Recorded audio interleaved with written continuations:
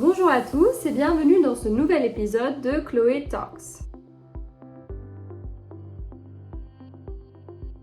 On a tous eu ce professeur à l'université, compétent, érudit, savant, mais ennuyeux. Dès qu'il commence à parler, on décroche. Et puis il y a ces autres profs qui nous entraînent dans leurs histoires, qui nous racontent des anecdotes et qui captent toute notre attention. Ceux-là, on les écoute et on retient ce qu'ils disent. Comme quoi, ce n'est pas toujours la faute des élèves.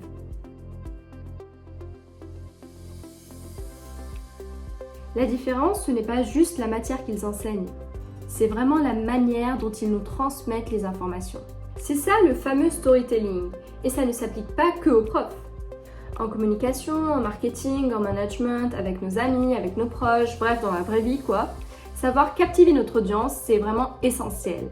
Aujourd'hui, on va voir comment intégrer le storytelling dans notre communication pour pouvoir capter l'attention. Les histoires fonctionnent toutes de la même manière. Ça va peut-être vous rappeler le collège, mais une bonne histoire, c'est une situation initiale, un élément perturbateur, des péripéties et une fin. Quand vous présentez une idée, une entreprise ou un projet, pensez toujours en termes de narration. Exemple concret. Plutôt que de balancer des statistiques sur l'importance du service client, imaginez plutôt. Lisa commande une robe en ligne pour un événement important. Mauvaise surprise, elle reçoit la mauvaise taille la veille du jour J. Et là, elle contacte le service client et est-ce que vous avez envie de savoir la suite? Deuxième exemple concret. Si vous voulez parler d'une start-up qui a révolutionné le marché en 5 ans, ne dites pas juste en 5 ans elle a levé 10 millions d'euros, mais plutôt il y a 5 ans, Paul travaillait dans un garage avec une idée en tête. Un personnage, une situation concrète, une émotion.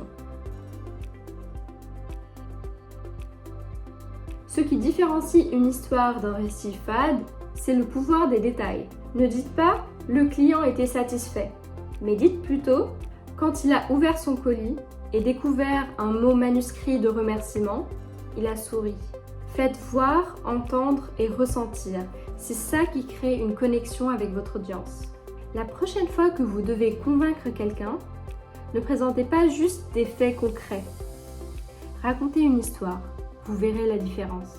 Si cet épisode vous a plu, pensez à liker, commenter et partager.